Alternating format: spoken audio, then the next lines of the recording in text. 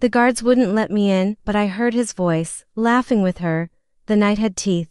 That was the only way I could describe it, the kind of cold that doesn't just settle on your skin but burrows beneath it, gnawing at the marrow of your bones until you forget what warmth ever felt like. The kind of cold that makes you question every decision that led you to this moment. Kneeling on frost-hardened ground outside iron gates that stood 12 feet tall, their black metal slick with the evening's mist, while torchlight from inside the compound painted gold streaks across the gravel path I was not permitted to walk. My name is Seren Ashvale, and the man inside those gates was my mate. At least, that's what every instinct the first possessed kept screaming at me.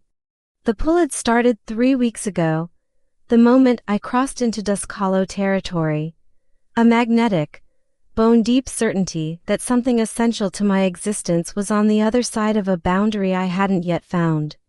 My wolf had gone quiet for the first time in years, not from fear but from recognition. Like a compass needle finally finding north after spinning in frantic circles for a lifetime. Then I found the gates, and the guards, and the name everyone in the nearby village whispered with equal parts reverence and unease. Alpha Caden Voss. "You can't stand here all night," said the guard on the left. He was a broad man, built like a barn door with a face to match, flat, immovable, expression carved from the same stone as the pillars flanking the gate. His name was Bram. I'd learned that much over the past 2 hours of standing here, though he hadn't offered it willingly. Alpha's orders. No unmated females on the grounds during a gathering. "I'm not on the grounds," I said, my voice stripped of everything except patience. "I'm outside the gates." "There's a difference." Bram's jaw tightened. "Don't be clever." "I'm not being clever. I'm being precise." I pulled my coat tighter around my shoulders. "I'm not asking to attend a gathering. I'm asking to speak with the Alpha for 5 minutes. I've been asking for 2 hours. And for 2 hours the answer has been the same." It had. Bram and his partner, a younger wolf named Fitch who kept shooting me guilty looks, as if apologizing with his eyes for what his feet refused to do, had delivered the same message with mechanical consistency. "The Alpha is occupied. The Alpha is not receiving visitors. The Alpha has given strict orders regarding unmated females during the gathering season." Gathering season. I hadn't known what that meant when I first arrived in Dusk Hollow territory. I'd learned quickly. Once a year, the powerful packs held what they called a gathering, 3 days during which unmated wolves from neighboring packs would arrive, hoping to find a bond. It was less romantic than it sounded. From what I'd gathered from the village gossip, it was closer to a political exercise, a way for Alpha Voss to survey available alliances through the lens of potential matings, to assess what each wolf could bring to the pack before deciding whether to acknowledge a bond or dismiss it. The thought made something in my chest coil tight. I hadn't come for a gathering. I hadn't been invited. I had simply followed an instinct so powerful it had dragged me across 3 pack territories, through 2 mountain passes, and down a gravel road at dusk, until I arrived at these gates with my knees aching and my wolf thrumming like a plucked string. And now I was being kept outside like an unwanted peddler. I lowered myself slowly until I was sitting on the ground, back against the stone pillar, legs folded beneath me. Bram looked down at me as if I'd just done something personally offensive to him. "What are you doing?" he asked. "Sitting," I said. "You can't sit here. You've told me I can't enter. You haven't told me I can't sit." I tucked my hands into my coat pockets and looked up at the sliver of moon visible between the clouds. "I'll wait." An hour passed. Then another. The compound beyond the gate was alive with sound, music, low and rhythmic, the kind that vibrated through the ground and found your heartbeat. Voices layered over each other in that particular way of crowds that are also families. Comfortable and overlapping. Laughter came in waves, punctuated by the clink of something glass and the occasional howl of a wolf that had slipped from human form for a moment, not from aggression but from joy. I sat with my back straight and my eyes closed and listened. And then I heard it. His voice. I hadn't heard it before. I had no memory of it, no point of reference except the way my wolf went suddenly, completely still. The way prey animals freeze not from fear but from the desperate hope that if they don't move, the world will stop moving around them too. It was a low voice, unhurried, carrying the particular cadence of someone who had learned long ago that they didn't need to speak loudly to be heard. There was warmth in it. Genuine warmth, not performed charm. He said something I couldn't quite catch, and then there was laughter, not a crowd's laughter but a single woman's, bright and delighted, the kind of laugh you earn rather than command. My hands had gone cold inside my pockets. I pressed them flat against my thighs and breathed in through my nose, searching for his scent through the compound's wall of iron and stone and night air. I caught it, just barely, cedar and dark water and something deeper underneath, something that had no name except mine. And for a moment the cold didn't matter and the stone beneath me didn't matter and the two guards watching me with varying degrees of pity and irritation didn't matter at all. He was real. He existed. And he was inside, laughing with someone else. Fitch brought me a blanket at midnight. He did it quietly, folding it over my shoulders without looking me in the eye, and I understood that it was an act of private mercy he wasn't supposed to perform. I thanked him in a voice barely above a whisper, and he retreated back to his post without a word. I wrapped the blanket around myself and leaned my head against the stone pillar and thought about leaving. It would have been the sensible thing, the dignified thing, the kind of thing my mother would have counseled.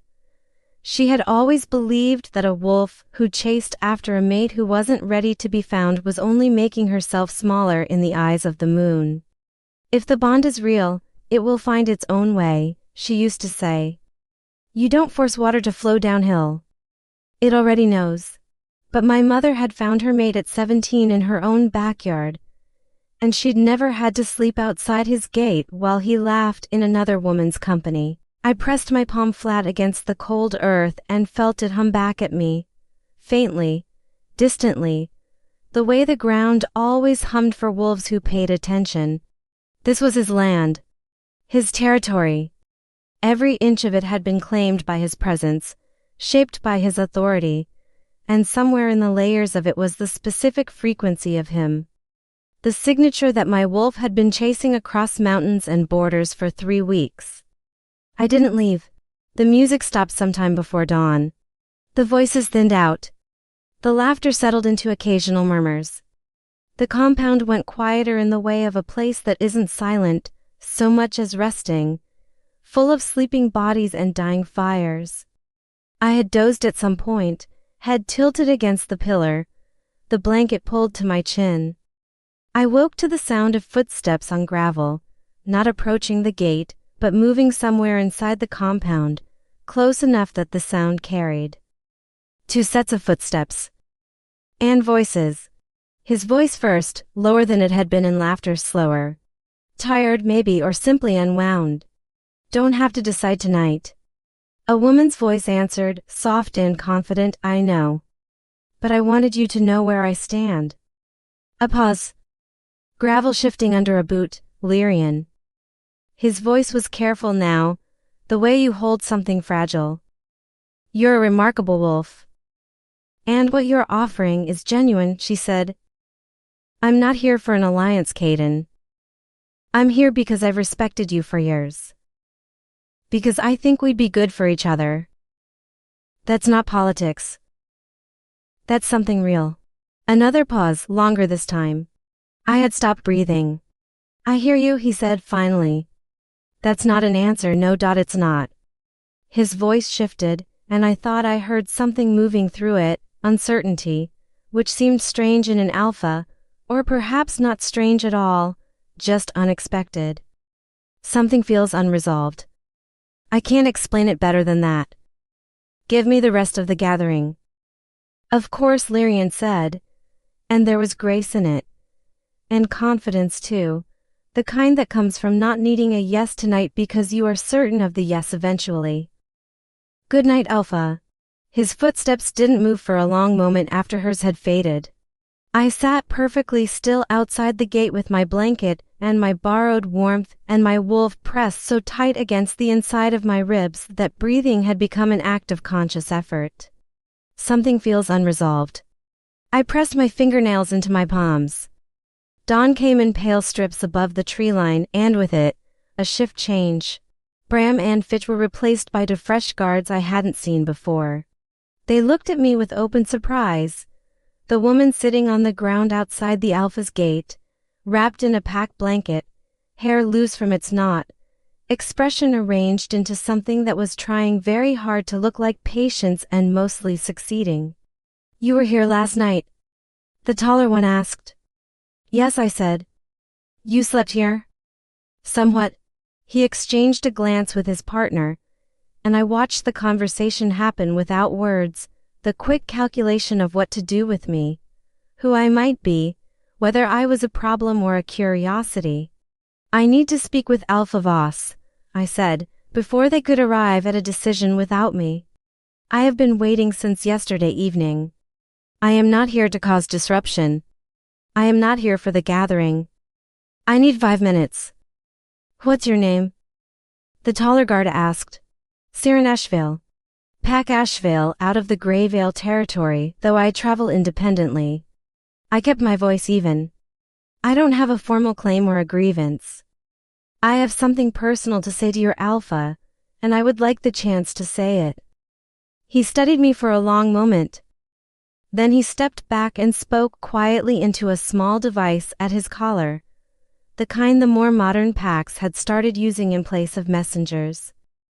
I waited, hands folded in my lap, while the sky turned from gray to pale gold. The response came back in fragments of static and a voice I couldn't quite decipher. The guard's expression shifted. Not quite surprise, more like recalibration. Alpha Voss will see you, he said. My heart moved in a way that had nothing to do with rhythm. Thank you, I said and stood, shaking the night stiffness from my legs. The compound was quieter in the morning than it had been in the night. The contained, purposeful quiet of a pack that rises early and moves with intention. Wolves nodded at me as I passed, curious but not hostile. The grounds were well kept and unshowy, gravel paths between stone buildings, fire pits with embers still breathing. A training field to the east where several young wolves were already working through forms in the low light. The main house was the largest structure, 3 stories of dark stone with wide windows that let in the morning, and the guard led me to a side entrance, not the formal front. A choice I noted without deciding what it meant. The interior was warm. That hit me first, the warmth after the night's cold, and for a moment I just stood in the doorway and let it reach me. Wood floors, a low ceiling in the entrance corridor, the smell of coffee and pine smoke, and underneath all of it, woven into the very grain of the house, him. Cedar and dark water, and that unnamed thing that my wolf had been chasing across 3 territories. It was everywhere here. Of course it was. This was his home. His heartbeat was in these walls. But it hit me all the same, the density of it, and I had to slow my breathing and remind myself that I was here to speak, not to fall apart. The guard showed me into a room off the main corridor, not a formal meeting room but a working one, a large desk covered in papers, bookshelves running floor to ceiling, a window looking out onto the training field. A room where actual decisions were made rather than merely announced. He'll be a few minutes, the guard said, and left me standing in the middle of it. I didn't sit. I stood with my hands at my sides and looked at the books on the shelves, territorial records, pack histories, a surprising number of texts on ecological land management and watershed conservation. There was a framed drawing on one shelf, child's work, a wolf done in thick crayon strokes with what appeared to be an extremely optimistic number of teeth. Someone had written for Alpha Caden in careful letters at the bottom, the handwriting of a child practicing their best. I was looking at it when the door opened. He was taller than I'd expected. Most alphas carried themselves in a way that made them seem tall regardless of their actual height. But Caden Voss was genuinely tall, broad through the shoulders, in a way that looked functional rather than performative. Dark hair that needed cutting, though not unpleasantly. A jaw that had seen at least one break and healed slightly imperfect. Eyes that were the specific gray of the sky just before rain, not threatening, just honest. The sky before rain doesn't apologize for what's coming. It simply shows you. He was carrying 2 cups of coffee, which I had not expected. He stopped when he saw me. Not a physical stop.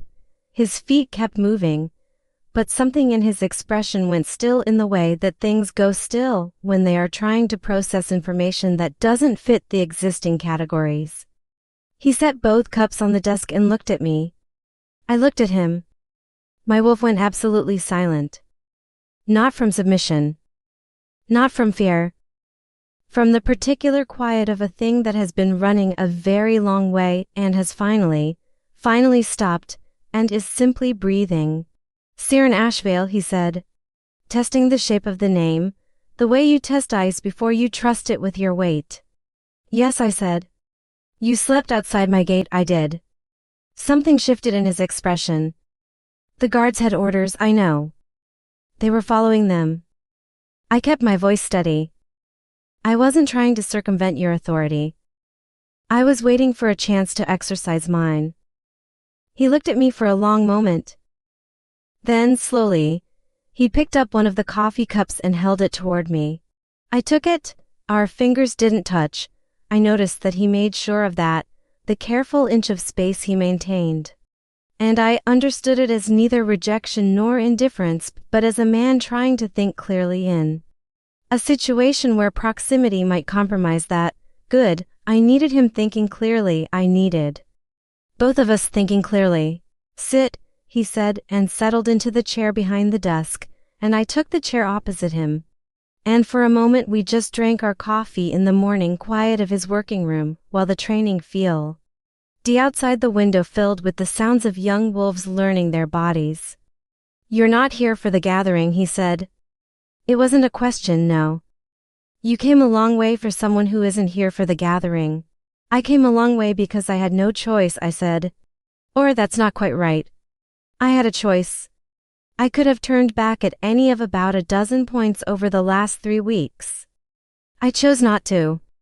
I wrapped both hands around the warm cup. I followed something. I don't know a better word for it.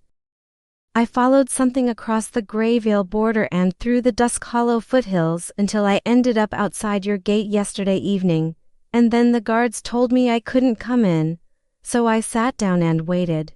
He was watching me with an expression I couldn't fully read, layered, careful. The expression of someone who has learned to verify before he trusts because verification has saved him things that trust once cost him. And what did you plan to say? He asked slowly. Once you were inside, I set the coffee cup down on the edge of his desk. The truth, I said. Which is that I think you're my mate. And I don't expect you to feel the same certainty I do, or on the same timeline or at all. But I have been carrying this across 3 territories for 3 weeks, and I needed to say it to your face, rather than standing outside your gate with borrowed blankets listening to you make your decisions, without even knowing I existed. The room was very quiet. Outside, someone shouted an instruction at the training wolves, and one of them laughed, and the sound of it was sharp and ordinary against the inside of this silence. Caden Voss looked at me for a long time. His hands were flat on the desk, neither relaxed nor tense, simply resting. His rain sky eyes moved over my face with that same quality of verification, not judgment, exactly, more like calibration. You heard us last night, he said finally. Me and Lyrian outside. I could have denied it. The words were right there. But I had just told him I came here to say the truth to his face, and lying in the same breath would unravel everything. Yes, I said. I heard enough. He exhaled slowly through his nose. That must have been difficult. The simplicity of it caught me off guard. Not an accusation. Not an alpha asserting his right to his own compound and his own conversations. Just a plain acknowledgement of what it must have been like, sitting outside in the cold, hearing that. Something in me that had been very tightly wound began, slowly, to loosen. I've had easier nights, I admitted. Something that wasn't quite a smile crossed his face. How long did you wait before you sat down? About 30 seconds after the guard said no. This time it was a smile, brief and involuntary, and it changed his face entirely. Cracked the careful authority of it and showed something underneath that was younger and less certain and considerable. Why more interesting? I have a gathering to finish, he said, and the smile was gone, but not the thing that had created it. I have commitments to the wolves who came here this week, and I don't break commitments. I know, I said. I'm not asking you to. Then what are you asking? I thought about it carefully before I answered, because this was the question, and I had spent 3 weeks and a sleepless night arriving at this exact moment, and I didn't want to get it wrong. I'm asking you to know that I exist, I said finally. I'm asking for not a decision. Not right now. Just for the knowledge of me to be in the room when you make yours. I met his eyes. Whatever you decide, I want it to be a decision you actually made. Not one you made because you didn't have all the information. He was very still. And if I decide on Lyrian? He asked. She is a remarkable wolf. She would strengthen this pack. She is here and known, and then you decide on Lyrian, I said. And I'll go home knowing I said what I came here to say. I kept my voice clear. I am not asking you to choose me. I am not placing a claim or making a demand. I am a wolf who followed something true across a long distance, and I'm asking for the dignity of being seen before you close the door. The silence that followed was different from the earlier ones. It had weight and texture, the kind of silence that things are growing in. Caden Voss looked down at the desk. Then he looked out the window at the training field. Then he looked at me. Stay through the end of the gathering, he said. My heart moved again. The gathering ends tomorrow evening, he continued. You'll have a room here. Not with any implication. Just a room. His voice was measured and deliberate, an alpha who chose his words because words were a form of power and he didn't waste power. I need to finish what I started. But I'd like the chance to. I'd like to know more about you than your name and the fact that you slept outside my gate. That's a low bar, I said, the almost smile again. You'd be surprised. They gave me a small room in the east wing, plain and clean, with a window that faced the forest. Someone had left a towel on the bed and a plate of food on the small table without being asked. The unconscious hospitality of a pack that took care of its people by reflex. I sat on the bed for a long time before I could lie down. I thought about Lyrian, who I had never seen but whose laugh I had heard in the dark, bright and genuine, earned rather than commanded. I thought about the fairness of this situation, the unfairness of it. I thought about the way he had said something feels unresolved to her in the dark, not knowing that the unresolved thing was sleeping outside his gate. I thought about his face when he walked into the room. That stillness. That calibration. I thought about the coffee cup he had handed me. I pressed my palm flat against the bed and felt the compound hum beneath me, alive with pack and history, and the specific gravity of a place where many lives had been built. And underneath all of it, threaded through it like a root system, the frequency of him. My wolf turned twice, settled, and went still. Something feels unresolved, he had said. And now he knew what it was. The second day of the gathering was nothing like what I'd expected. I had assumed awkwardness, the strange position of the uninvited guest at an event designed for very specific purposes. The unmated female who had arrived outside the acceptable framework and was now being housed. Inside it anyway, I had prepared myself to be invisible. To move quietly through the edges of things, but Dusk Hollow Pack did not seem to do invisibility. By mid-morning, 3 different pack members had introduced themselves to me with the easy directness of people who were curious and saw no reason to pretend otherwise. A woman named Hessa, who managed the pack's eastern forestry, asked me about Grave Isle's reforestation practices. A young male named Rowan, no more than 19, showed me the vegetable gardens and talked about soil composition with an earnestness that was entirely charming.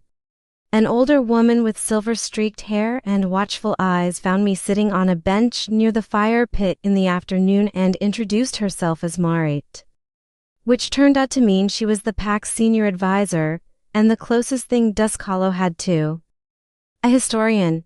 "You're the one who slept outside the gate," she said, with the satisfaction of someone confirming a hypothesis. "I am," I said. "I know who you are," she said. "I don't mean your name. I mean what you are." She looked at me with those watchful eyes. "I've been doing this for 40 years. I know a mate pull when I see one." She paused. "He knows too. He knew before you walked into that room." I looked at her. "Then why?" "Because knowing isn't the same as being ready." She leaned back on the bench and looked out at the compound with the comfortable authority of someone who had earned the right to her opinions about it. He lost his parents when he was 17. Took over this pack at an age when most wolves are still learning how to be in their own skins. He's spent 11 years making sure everyone here is held, provided for, protected. She glanced at me. He's never let anyone hold him back. That's the gap. Not doubt. Just a muscle that was never asked to work. I sat with that for a long moment. "What about Lyrian?" I asked. Marit was quiet for a beat. "Lyrian is a good wolf," she said carefully. "She would make a good partner. She would never ask him for more than he was comfortable giving." She turned to look at me directly. "You, on the other hand, have already asked him for more than he was comfortable giving just by existing." I didn't know what to say to that. "That's not a criticism," she added and stood, brushing off her coat. "That's just an observation from someone who has watched this pack for 40 years. She looked down at me with an expression that was several things at once, assessing, approving, something that might have been maternal if we had known each other longer. "He'll find you tonight. I'd be surprised if he didn't." She was right. The gathering's second evening was quieter than the first. The early excitement settled into something more genuine. The kind of atmosphere that develops when people have spent enough time together to stop performing and start existing. Fires burned in the outdoor pits. Someone played an instrument somewhere, a slow and careful melody. I was sitting apart from the main gathering, at the edge of the firelight, watching the night sky offer up its usual indifferent beauty, when I heard his footsteps on the gravel behind me. He sat beside me without ceremony, close enough that I could feel the warmth of him in the night air, far enough that it was still a question and not yet an answer. "Marit talked to you," he said. "She did. She talks to everyone." He was quiet for a moment. "She's usually right about things." The fire crackled. Above us, clouds moved across the earlier stars. "I made a decision today," he said. My whole body went still. "I told Lyrian this afternoon." His voice was careful and honest. "I told her that I could not, in good conscience, pursue a bond with her when something in me was already." He stopped. Started again. "I told her the truth. That something was already claimed." I turned to look at him. He was looking at the fire, his profile lit warm against the dark, that jaw with its healed imperfection, those rain sky eyes reflecting flame. "She was gracious about it," he said. "She deserved better than the situation I put her in." "I should have," he exhaled. "I should have listened to the unresolved feeling before the gathering started. Instead, I waited and let someone else sleep outside my gate while I sorted myself out." He turned to look at me then. "I'm sorry for that." "You didn't know I existed," I said. "No. But I knew something did." He held my gaze. "I've been knowing it for weeks. I just didn't know what direction to look. The fire shifted between us, and somewhere in the compound a wolf howled a single note, not alarmed, not triumphant, just present, just alive in the night. And the sound of it moved through me like something being set free. I'm not asking you to decide everything tonight, I said. I know. A pause. I'm not deciding everything tonight. I'm deciding to start. He looked at me steadily. That's what I'm capable of right now, starting. Being honest about the pull instead of managing it from a distance. Looking in the right direction. Something in his expression opened, quietly, the way a door opens when someone finally admits they've been on the wrong side of it for too long. Is that enough? The firelight moved across his face. My wolf was still. Not suppressed, not waiting, simply at rest. The deep rest of something that has arrived where it was always going.